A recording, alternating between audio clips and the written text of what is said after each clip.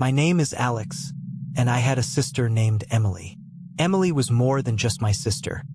She was my best friend, my confidant, and an incredibly talented YouTuber. Her channel, Emily's World, had millions of subscribers who adored her for her vibrant personality, creativity, and genuine connection with her audience. She poured her heart and soul into her content, always striving to bring a smile to her viewers' faces.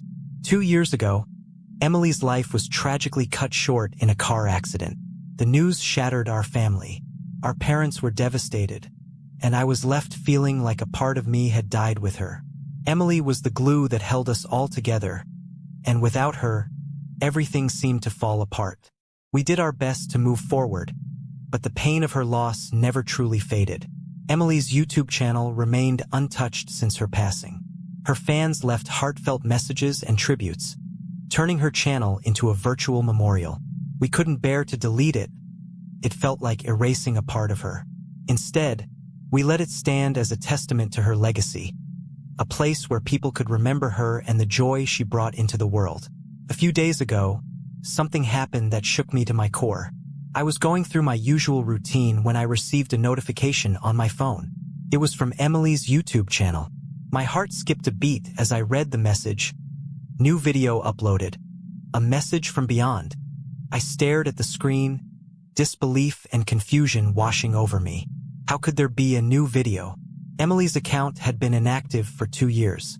I immediately thought it must be a mistake or some sort of cruel prank. But curiosity got the better of me, and I clicked on the link. The video started with Emily's familiar intro music, and then she appeared on the screen. She looked just as she did in her last videos, with her bright smile and sparkling eyes. But something was off. The background was different, darker, and there was a strange, almost eerie quality to the lighting. "Hi, everyone," she said, her voice slightly distorted. "I know it's been a while, but I have something important to share with you." My heart pounded in my chest as I watched, unable to tear my eyes away. Emily continued to speak, her words cryptic and unsettling.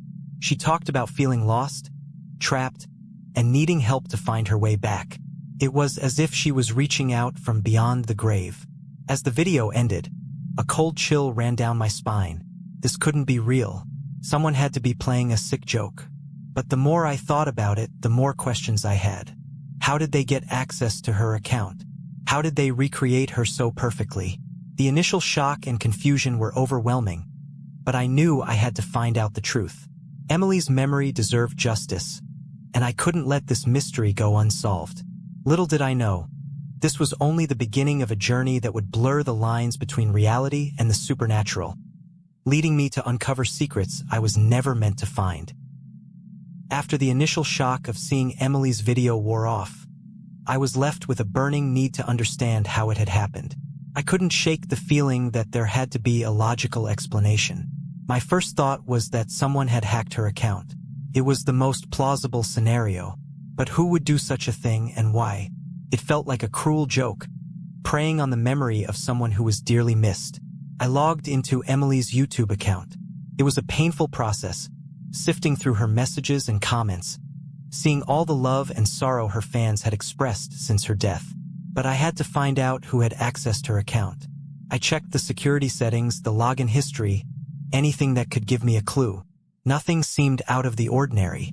There were no unfamiliar IP addresses, no strange activity. It was as if the video had appeared out of thin air. Next, I considered the possibility of a scheduled post. Maybe Emily had created the video before she died and set it to upload at a later date. But why would she make such a cryptic, unsettling video? And why would it only surface now, 2 years after her death? It didn't make sense. I searched through her old files, looking for any drafts or notes that could explain the video, but found nothing. I couldn't ignore the content of the video itself. I watched it over and over, analyzing every detail. The setting was eerily familiar, like her old bedroom but different in subtle ways. The lighting was off, casting strange shadows that seemed to move on their own. Emily's voice was her own, but there was a distortion, a subtle wrongness that I couldn't quite place. Her words haunted me. She talked about feeling lost, about needing help to find her way back. It was so unlike the Emily I knew, who was always so full of life and confidence. The video had an almost hypnotic quality, drawing me in, making me feel as though she was speaking directly to me, begging for my help. As the days passed, my obsession grew. I couldn't focus on anything else. I spent hours scouring the internet for any clues, reading about similar cases, anything that could provide an explanation. I joined forums and chat rooms, reaching out to anyone who might have insight into what was happening. Most people dismissed it as a hoax or a prank, but a few suggested darker possibilities. Spirits reaching out from the beyond, digital hauntings, phenomena that defied logic and reason. I started to notice other things, too. Strange occurrences around the house. Electronics would turn on and off by themselves. I'd hear faint whispers when I was alone, just on the edge of my hearing. Objects would move from where I'd left them. At first, I tried to dismiss these things as products of my stress and lack of sleep, but they became harder to ignore. One night, I decided to rewatch some of Emily's old videos for any clues. I hoped to find something, anything that could explain the new video's origin. As I watched, I noticed subtle differences in her demeanor, things I hadn't paid attention to before. In some of the later videos, she seemed distracted, almost anxious. I wondered if she had been dealing with something that she hadn't shared with us. My dreams became plagued with images of Emily, trapped and calling out for help. Each morning, I woke up feeling more determined to uncover the truth. I was driven by a mix of love, guilt, and an unshakable sense that Emily was trying to reach out to me. This obsession took over my life, consuming every waking moment. My family and friends grew concerned, but I couldn't let it go. I needed answers. The more I dug, the deeper the mystery became. It felt as though I was being pulled into a dark vortex, with each clue leading to more questions. I couldn't stop, even though the fear and uncertainty gnawed at me. I had to find out who or what was behind the haunting upload and why it was happening now. Little did I know, the answers I sought would bring me face to face with a reality far more terrifying than I could have ever imagined. My search for answers took on a life of its own. Every waking moment was consumed by the mystery of Emily's video. As I delved deeper, I began to find clues that were both strange and eerie, suggesting that the video was not some old scheduled post or a simple prank. Online, I discovered a series of cryptic messages and comments on the video. They were from anonymous users, and their content ranged from vague hints to outright disturbing statements. One comment read, "She's not gone, just trapped." Another warned, "You're not supposed to see this. Stop digging." These messages sent chills down my spine and only fueled my obsession. I decided to visit Emily's old room. We hadn't touched it since she passed away, leaving it as a kind of shrine to her memory. As I walked in, a wave of nostalgia hit me. Everything was just as she had left it, but there was an uneasy feeling in the air.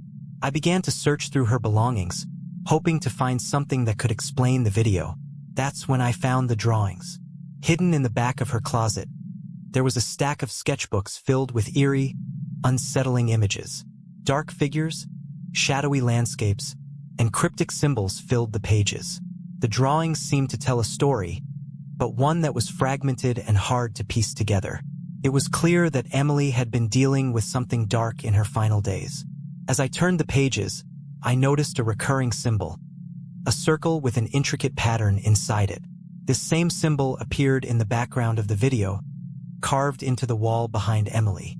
My heart raced as I realized that this wasn't a coincidence.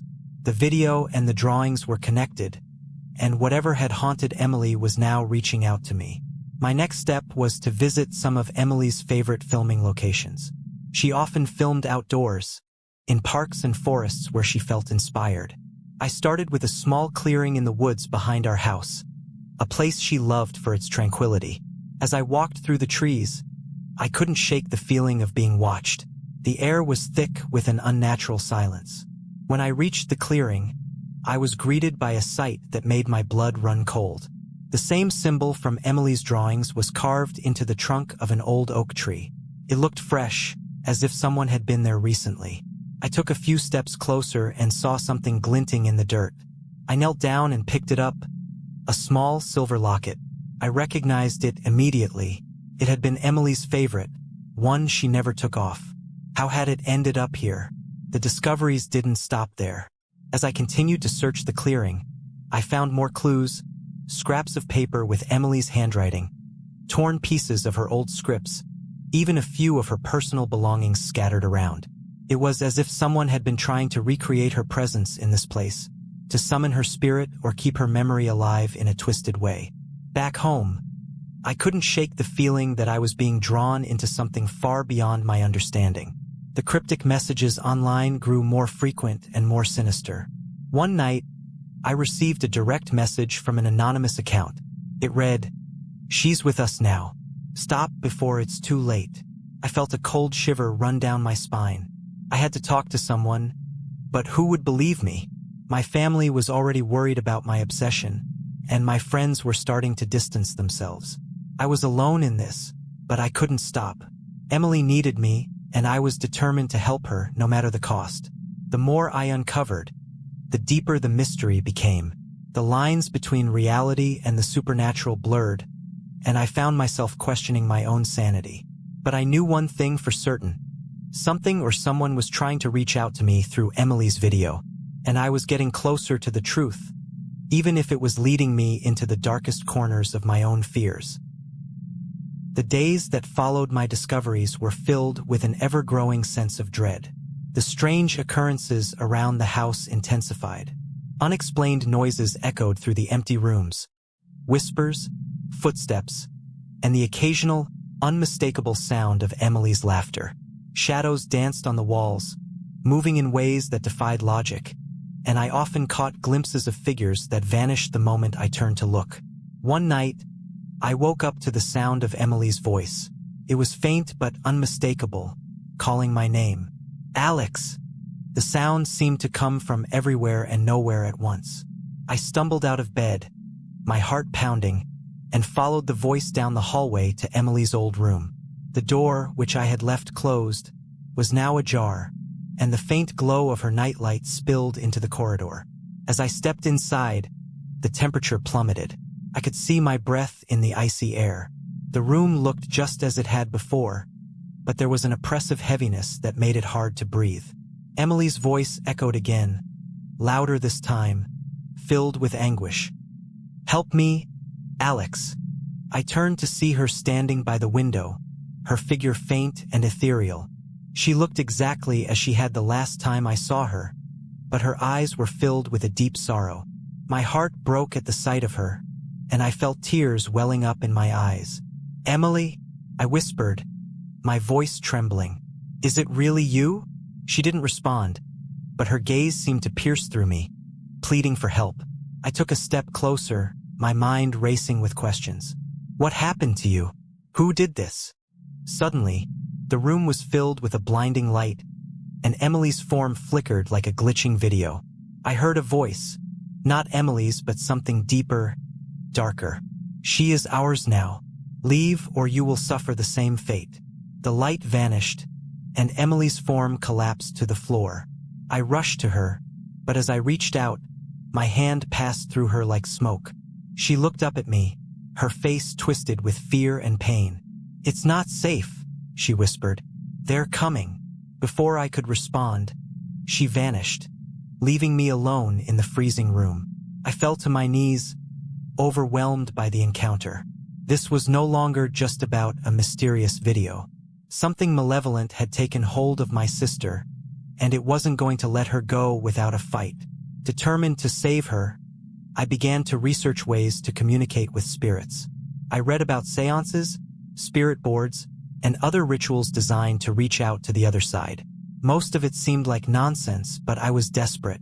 I needed to find a way to help Emily, to free her from whatever dark force had trapped her. One night, I set up a makeshift seance in Emily's room. I lit candles, placed her favorite items around me, and focused all my energy on calling out to her. "Emily, if you can hear me, please give me a sign. I'm here to help you." For a moment, nothing happened. Then, the candles flickered, and the temperature dropped again. I felt a presence in the room, and a soft whisper filled the air. Alex! I closed my eyes, focusing on her voice. Emily, I need to know what happened to you. Who did this? The whispers grew louder, a cacophony of voices that seemed to swirl around me. Amid the noise, Emily's voice emerged, clear and desperate. They took me, trapped. Find the circle. The circle. The symbol in her drawings and the one I found carved into the tree. It had to be connected. Where, Emily? Where is the circle? The voices intensified, and I felt a hand on my shoulder, cold and clammy. I opened my eyes to see Emily's face inches from mine, her eyes wide with terror. Hurry, Alex. They're coming. Before I could react, the room was filled with an ear-splitting scream, and the candles were extinguished. I was plunged into darkness, the weight of the malevolent presence pressing down on me.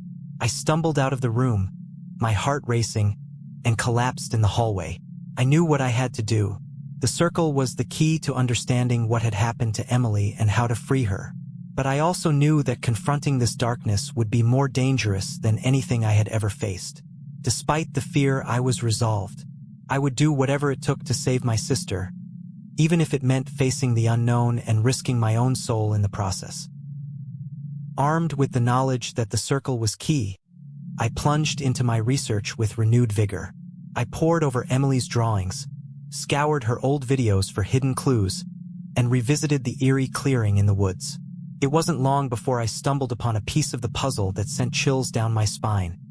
An old journal of Emily's, filled with entries detailing her growing obsession with the occult and the paranormal in the months leading up to her death. One entry stood out, describing a ritual she had found that promised to grant her unparalleled insight and creativity for her videos. The ritual involved drawing a specific circle, the same intricate pattern she had drawn repeatedly, and making a connection with whatever entity it summoned. My heart sank as I realized that Emily's quest for success and creativity had led her into dangerous territory. Determined to understand the full extent of what she had done, I followed her journal's instructions and returned to the clearing at midnight, the time she had specified. I brought the journal, a flashlight, and a bag of her belongings, hoping they might help me connect with her spirit once more. As I drew the circle in the dirt and recited the incantation, the air grew heavy and still. Shadows deepened, and an unnatural silence fell over the clearing. Suddenly, the circle began to glow with an eerie light, and the temperature plummeted. I saw Emily's figure materialize within the circle, her face contorted with fear and pain. "Alex," she whispered, her voice echoing unnaturally. "You shouldn't be here. It's not safe." "I had to come, Emily. I need to understand what happened to you. I need to help you," I replied, my voice trembling. Before she could respond, the ground beneath the circle began to tremble, and dark figures emerged from the shadows. They were the same sinister shapes I had seen in her drawings, their eyes glowing with malevolent intent. They reached out for Emily, and she screamed, the sound tearing through the night. I knew I had to act quickly. I grabbed the items I had brought, her favorite locket, an old stuffed animal, and a picture of us together, and placed them in the circle. "Emily, focus on these. Remember who you are. Remember us." The figures recoiled slightly, their grip on Emily loosening. She looked at the items, her eyes filling with recognition and tears. "Alex, I'm so sorry. I didn't know this would happen. I just wanted to make better videos. I didn't know it would cost me my soul." Desperation surged through me. "You're my sister, Emily. I won't let them take you. Fight them." With a final, wrenching scream, Emily's form began to glow brighter, and the figures hissed in anger, retreating into the darkness. The glow intensified until I had to shield my eyes, and when it faded, Emily was gone. The clearing was silent once more, the circle now just a faint outline in the dirt. I sat there, numb and exhausted, my mind racing with the implications of what had happened. Emily's spirit had been freed, but at what cost? And what were those entities that had tried to claim her? The journal had mentioned nothing about the consequences of the ritual or how to undo its effects. In the days that followed, I couldn't shake the feeling of dread that lingered over me. I continued to receive cryptic messages and strange occurrences persisted around the house. It was clear that the entities were still watching, waiting for another opportunity. Emily's channel remained dormant, the last video a haunting reminder of the price she had paid. I couldn't bring myself to delete it, hoping that perhaps her story might serve as a warning to others. The experience left me with more questions than answers. What truly happened to Emily during those final days? Were the entities gone for good, or were they still lurking in the shadows, waiting for another chance to strike? And what had Emily's video really been? A desperate cry for help, or something more sinister? As I lay awake at night, the memories of Emily's voice and the dark figures haunted me. The line between reality and the supernatural had blurred, and I was left with an unsettling sense that I had only scratched the surface of a much darker world. The truth behind Emily's death and the video's appearance might never be fully understood, but one thing was certain: I would never forget the chilling encounter that had shattered my perception of what was possible.